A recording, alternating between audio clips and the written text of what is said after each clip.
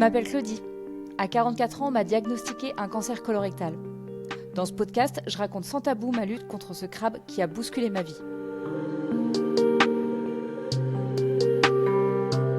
Épisode 9, les montagnes russes.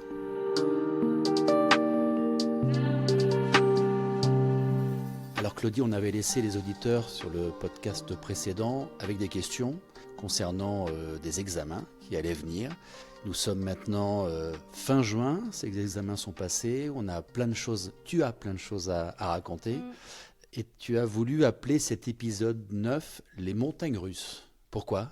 Ouais, je trouvais que les montagnes russes c'était assez parfait parce que tu vois bien, c'est ce qu'on vit tout le temps. En fait, être malade, c'est toujours jongler avec ça, avec des épisodes un peu presque euphoriques où on a un examen rassurant, on sent la capacité de faire du sport, on se dépasse, on a l'envie de manger, on prend plaisir à manger, on a même repris du poids. Donc en fait, il y a plein de moments hyper... des petites victoires. Donc le haut des montagnes russes. Et puis il y a toujours forcément après une descente. On l'espère toujours courte, mais même si on le souhaite pas, il y a toujours ce moment de descente. Donc c'est pour ça que je trouve que les montagnes russes, c'est vraiment ce que je ressens et ce qu'on ressent tous les deux au fil de ces périodes, quoi. Tu as parlé des hauts avec des exemples précis et les bas, c'est quoi les exemples ? Par exemple, si on en vient à la 6e chimio que j'ai fait début juin, c'était je dirais une date et un moment important puisque c'était le moment charnière. J'arrivais à la moitié de mes cures de chimiothérapie puisque, comme j'en ai déjà parlé, j'avais 12 cures de prévues. Et donc, j'arrivais à la 6e. Je m'étais dit, ça y est, je vais arriver à la moitié, je pense que ça va être trop cool. Je vais trop bien le vivre en me disant, ça y est, il en reste que 6. Et en fait, c'est pas du tout ça qui s'est passé dans ma tête. La 6e chimio, je l'ai un peu vécu comme, il reste en fait tout autant de chemin à faire que ce que j'ai déjà passé. Je ne l'ai pas vécu aussi bien que ce que j'aurais pensé, d'où aussi les montagnes russes, de croire que finalement on va vivre ça comme ça, et en fait pas du tout. En plus, l'oncologue m'avait prévenu, mais je pense que je ne m'en rendais pas si compte que ça avant. Les chimios avançants, on l'avait dit, il n'y a jamais une chimio pareille, mais les chimios avançants, je me rends bien compte quand même que mon corps il subit de plus en plus la chimio, je suis de plus en plus fatiguée pendant la chimio. J'ai de moins en moins envie de faire de choses, je dors plus souvent aussi. J'ai senti le moral qui était en berne et c'était pas tout à fait ton habitude ces derniers mois. Bah oui, c'est ça.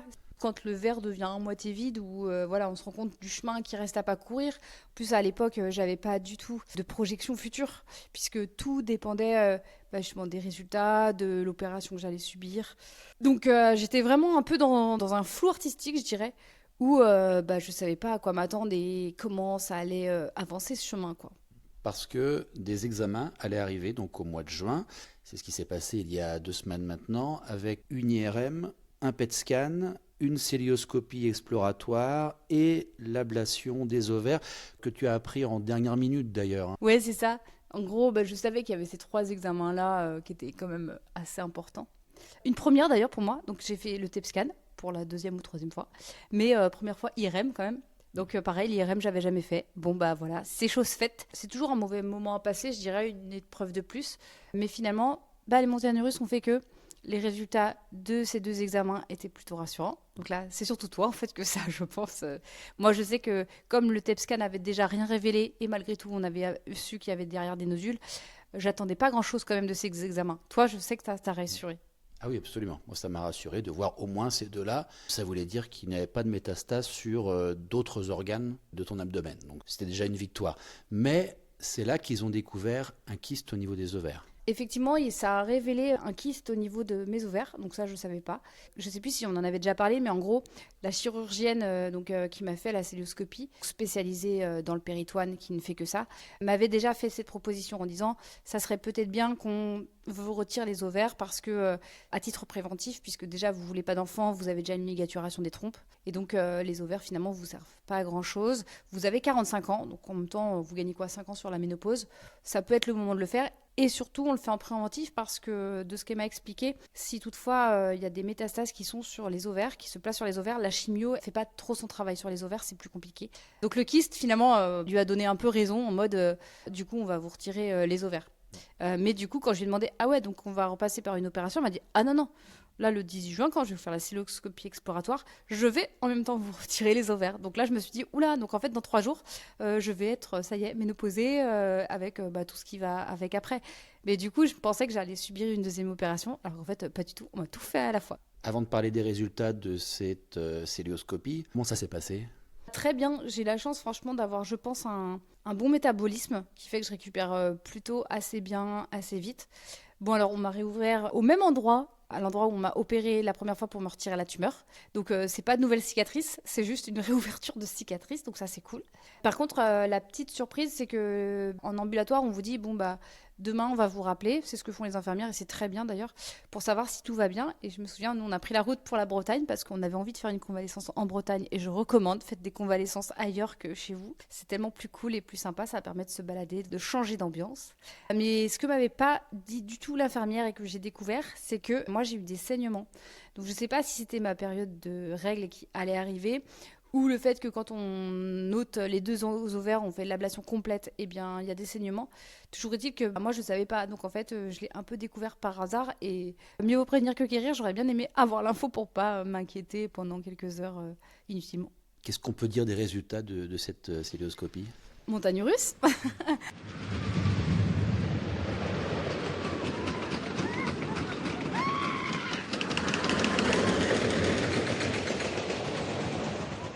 Puisque quand je suis sortie de la cystoscopie, j'étais encore un peu dans les vapes.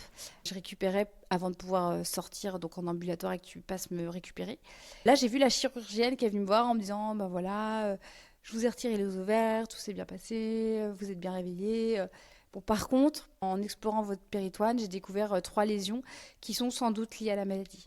Alors tu dis 3, mais on l'a appris après chez l'oncologue. Ouais, c'est À vrai. l'époque, on ne connaissait pas le nombre Non. de lésions. Elle m'a juste dit effectivement, vous avez des lésions dans le péritoine qui sont sans doute liées à la maladie. Donc, ça implique que la deuxième solution dont je vous avais parlé avant l'opération, qui est de resubir une opération fin septembre, du coup, va être nécessaire. En fait, avant l'opération, elle m'avait dit, il y a 2 situations. La première, c'est je fais cette célioscopie, je vois rien, et donc vous terminez vos cures de chimiothérapie, donc les 6 restantes, et après, on va dire, tout va bien. Ou la deuxième solution, c'est que je fais la celluloscopie, je découvre des choses, et donc là, il va falloir vous faire ce qu'on appelle une laparotomie, où on vous ouvre du bas des seins jusqu'à en dessous votre nombril, donc on vous ouvre clairement tout le bide, pour aller gratter ailleurs. Donc nous, forcément, je pense qu'on était restés sur le côté tout va bien aller, elle va explorer, on va rien voir, et cette petite solution-là, on la met un peu sous le tapis. Sauf que moi, je comprends quand je me réveille et qu'elle me parle de ses lésions, que je vais avoir cette deuxième solution. Donc là, c'est vraiment les montagnes russes, encore une fois, parce que je me dis, on a eu le côté rassurant des TEP scans et de l'IRM qui disait qu'il n'y avait finalement rien. Sauf que dans mon cas du péritoine, malheureusement, ça passe au travers en fait de ces examens-là. D'où la chance que j'ai d'habiter Nantes, d'avoir un institut de cancérologie de l'Ouest, d'avoir une personne, entre guillemets, une chirurgienne qui est vraiment spécialisée là-dedans et qui l'a vu, qui va donc pouvoir me les retirer. Et aller explorer ailleurs pour être sûr de tout éradiquer, on va dire, pour que je puisse être en rémission encore de longues années. Mais ça a été le coup de massue quand même, là, pour nous deux. Bah ouais, pour nous deux, parce que ça veut dire se reprendre une opération en septembre, ça veut dire que le chemin il continue, qu'il s'arrête pas. Et puis une laparotomie, c'est pas rien, quoi. C'est quand même une opération lourde, donc ça veut dire plus de jours à l'hôpital, etc. Et c'est marrant parce que dès que j'y ai pensé, je me souviens d'ailleurs t'avoir dit il y a pas si longtemps, à l'inverse de la première opération où finalement ça me faisait plaisir d'avoir du monde en chambre, etc., de voir rapidement du monde. Là, je sais que je t'ai tout de suite dit... Là, je vais pas avoir envie de voir du monde en fait. C'est une opération assez lourde et du coup, je pense que je vais vouloir rester un peu dans ma bulle et pas avoir de gens qui viennent me voir en chambre, etc. Parce que, encore une fois, je l'ai souvent dit, mais moi, la réappropriation de mon corps, de voir des cicatrices, là en plus, elle va être assez grande. La perte de mes cheveux qui continue, etc. C'est assez difficile à vivre et donc je préfère vraiment voir les personnes quand je me sens bien, quand je suis à la maison, sur un canapé tranquille, qu'on peut prendre un verre et pas quand je suis en train de galérer, avoir mal ou galérer pour juste aller faire pipi, quoi. J'imagine que ça t'apprend des choses sur toi, sur la vie en général. Toi qui es la jolie pépette depuis que tu es née, avec les jolis yeux bleus, qui aime bien la mode, qui aime bien les photos, qui aime bien le paraître d'une certaine façon. Là, ça fait mal d'un seul coup d'avoir ça sur ton corps. Bah oui, clairement en fait. Après, c'est pas le côté pépette, c'est juste qu'effectivement, le corps, c'est quelque chose qui nous appartient. Depuis le début, bah après, sur mon blog, j'en ai déjà parlé, hein, le côté déjà garçon manqué, j'ai toujours eu du mal, en fait, depuis que je suis jeune avec mon corps. D'un côté, j'étais garçon manqué, j'ai toujours eu un corps hyper juvénile, donc j'ai eu déjà du mal à m'approprier mon corps. J'en ai parlé aussi dans l'article où, quand je me suis fait ligaturer les trompes, où j'ai appris à accepter ce corps de femme. Après la ligaturation des trompes, où je me suis sentie vraiment libérée. Donc oui, mon rapport au corps, bah, tu le sais aussi, j'étais anorexique entre 18 peut-être et 23 ou 24 ans. Le rapport à mon corps, il est hyper délicat déjà. Donc ça rajoute toujours cette couche-là. Donc après, apprendre à aimer son corps, c'est pas simple. Moi, je sais que je l'ai toujours malgré tout à des moments apprécié parce que j'aimais le côté sportif. J'ai toujours été sportif, comme je le disais, donc j'avais un corps athlétique. Je voulais garder ce corps-là, mais il est toujours avec ces traces du fait que l'anorexie fait qu'aujourd'hui, bah, j'ai encore du mal à manger des choses, donc j'ai toujours des clavicules saillantes, enfin bref. Sur mon blog, j'en parle assez, je vous invite à aller lire les articles sur le sujet, mais mon rapport au corps, il a toujours été délicat, donc là, avec la maladie, forcément, ça amplifie. Et avec l'annonce de cette grosse opération qui va donc te laisser une cicatrice importante sur l'abdomen, est-ce que tu t'es posé la question de la faire ou de ne pas la faire en raison de cette cicatrice qui va arriver? Non, à aucun moment. Moi, je sais que chacun est vraiment juge là-dessus et je prendrai pas de parti, ou en tout cas, je ne jugerai personne sur les choix qu'ils font. Néanmoins, moi, j'ai vraiment fait le choix de me laisser complètement guider et de faire totalement confiance au corps médical. Je sais qu'ils sont spécialistes dans leur domaine et que, en plus, aujourd'hui, on le voit bien, tu en parlais toi-même avec le cancer de ton papa, en 10 ans, en 20 ans, enfin, ça avance très très vite. Même là, encore ce matin, on en a parlé, il y a des choses qu'ils ont fait il y a quelques temps qui ne marchent pas, donc ils arrêtent. Ils évoluent aussi en fonction de la maladie. Donc non, je me suis pas du tout posé cette question, forcément que je la ferais. Je dirais plus que je me disais, j'aurais forcément envie de sans doute me faire tatouer des choses à propos de ce que j'ai vécu, à propos du cancer. Mais je le ferai pas sur les cicatrices parce que en fait, pour l'instant, je suis pas encore totalement en phase avec l'aspect rémission. Pour moi, il y a toujours l'épée de Damoclès et donc je me dis toujours que peut-être il va falloir un jour qu'on me réopère, etc. Donc si je me fais tatouer, en tout cas, je le ferai pas sur ces cicatrices parce que je sais qu'on peut les réouvrir demain. Je travaillerai sur le corps. Je sais qu'il y a déjà une amie, une ancienne collègue qui est photographe et qui m'a proposé une séance photo, ce genre de choses, ou donc des tatouages qui peuvent voilà, aider à ou faire partie de la guérison et de l'acceptation de ce corps.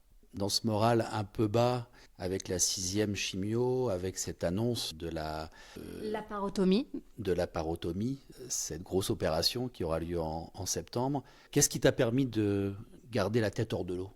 Bah, malgré tout ça, entre la 6e et les opérations et les examens, j'ai toujours trouvé l'énergie d'aller par exemple faire du sport, prendre du temps pour moi, à manger ce qui me fait plaisir, des glaces notamment. Tant que j'avais pas de chimio, je pouvais en manger, ça c'était cool.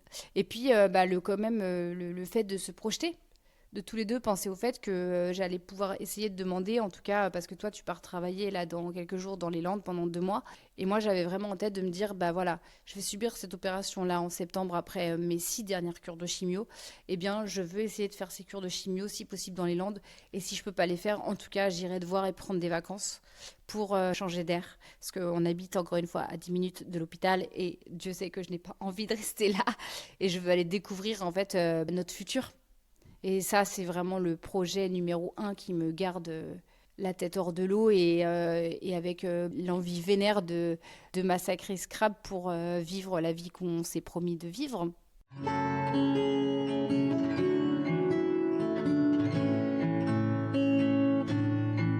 Au-delà de ça aussi, il y a tous les messages de soutien que je continue de recevoir, les petites attentions, des bouquets de fleurs de temps en temps qui arrivent comme ça avec surprise. Il y a les amis bien sûr qui passent prendre des cafés, des thés, les tea time qu'on se fait avec les copines, le collectif de blogueurs que je continue de voir pour des apéros, des soirées que je continue de faire. J'essaye encore une fois, tant que faire se peut, de ne rien annuler et de m'autoriser finalement tout pour continuer de me dire que bah, je suis là quoi. On mène pas que la vie parallèle des fois dont on a parlé, on est bien là dans cette vie ancrée et on profite des gens et des moments qui nous sont donnés.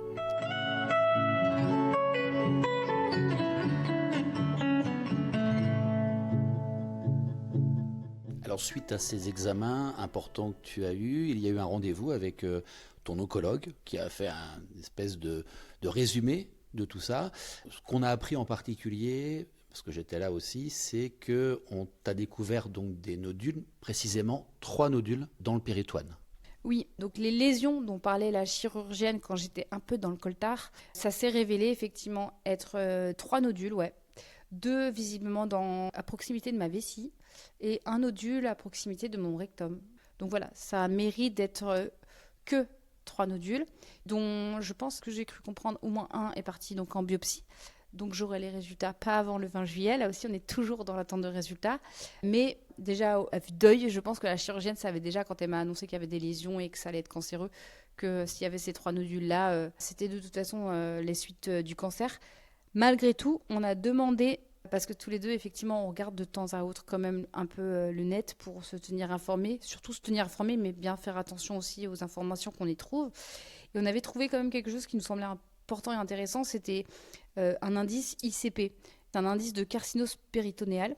Tu me disais que toi, tu avais découvert que ça allait d'une échelle de 0 à 39. Plus tu as de chiffres et plus c'est haut et plus tu as de métastases et donc ton corps est touché. Et moi, cet indice-là, quand on l'a demandé, apparemment, il était de 2. Donc en fait, c'est plutôt généralement considéré comme très très faible. Malgré tout, la laparotomie permettra de voir s'il y en a encore d'autres. Mais en tout cas, il s'avère limité et surtout dans des zones assez ciblées. Donc le programme médical à venir, ce sont les chimios en juillet et en août, les chimios que tu espères donc faire dans les Landes pour me suivre, car je pars travailler pendant 2 mois là-bas. C'est ça, c'est ce que j'ai dit tout à l'heure. Moi, c'est vraiment ce qui me booste. Alors ça, c'est quelque chose que j'ai appris, qu'il est possible de faire effectivement ce qu'on appelle des chimios touristiques. Waouh, c'est cool. C'est ça. Alors visiblement, il y a pas mal de Parisiens qui venaient sur la côte et qui faisaient ce genre de choses. C'est quelque chose qui se fait pas tout le temps et peut-être de moins en moins. En tout cas, là, l'hôpital où je suis suivie a dit que par exemple cet été, ils n'en prenaient pas. Je dirais que c'est peut-être malheureusement parce qu'il y a de trop nombreuses personnes suivies. Malgré tout, ça ne coûte rien de demander. Donc moi, je sais que j'ai fait la demande effectivement à des hôpitaux ou des cliniques privées qui sont situées effectivement près de Bayonne. J'ai bon espoir, ou en tout cas je garde espoir pour pouvoir avoir une réponse positive. Si tel n'est pas le cas, de toute façon, moi je descendrai te voir, c'est obligatoire parce que vraiment j'ai besoin de changer d'air, c'est viscéral là pour le coup pour moi. J'ai besoin d'aller voir notre future région où l'on va travailler, de m'aérer l'esprit et de me sentir en vacances. Je pense que ça fera du bien aussi à mon corps. Et donc si c'est pas possible, eh bien je ferai des allers-retours. Tu vas pas entendre des retours du type mais ça va te fatiguer tout ça. Normalement, quelqu'un qui a le cancer reste à la maison à se reposer. Ah oui, alors ça, c'est tout ce que je ne veux pas entendre, s'il vous plaît. Je pense que ça, c'est vraiment une idée reçue qu'il faut chasser. Alors, on va y revenir quand même parce qu'il y a la canicule. Oui. Je pense que c'est important qu'on le passe. Et là, je repasse encore une fois un message à toutes les personnes avec qui je peux communiquer au quotidien. J'ai la chance, je le redis, j'ai la chance de ne m'occuper que de moi, d'être dans un appartement où il y a des arbres. Notre appartement n'est pas très chaud. Où je peux vraiment moi me reposer dans des pièces calmes et donc je ne me sens franchement pas fatiguée. Toi-même tu le sais en fait, je me connais, je fais très attention à ce que je peux ressentir. Aujourd'hui il n'y a que la chimio et le biberon de chimio qui me fatigue, donc pendant 2 jours je le sais, et donc je ferai forcément attention à tout ça. De toute façon le candidaton on s'en fout un peu, ce qui est important c'est nous et c'est de faire ce qui nous fait du bien. Eh ben, je te souhaite un bel été et puis on se retrouve pour l'épisode 10. Ah ben oui, j'espère que l'épisode 10 sera plein de positive attitude. On va se donner rendez-vous, justement, on va faire une petite pause du coup estivale et on se retrouvera peut-être début septembre avant l'opération pour savoir comment j'aurais vécu cet été, mes chimios, comment tout ça, ça m'a fait du bien. Et puis voilà, donner un bon courage à tous pour la rentrée.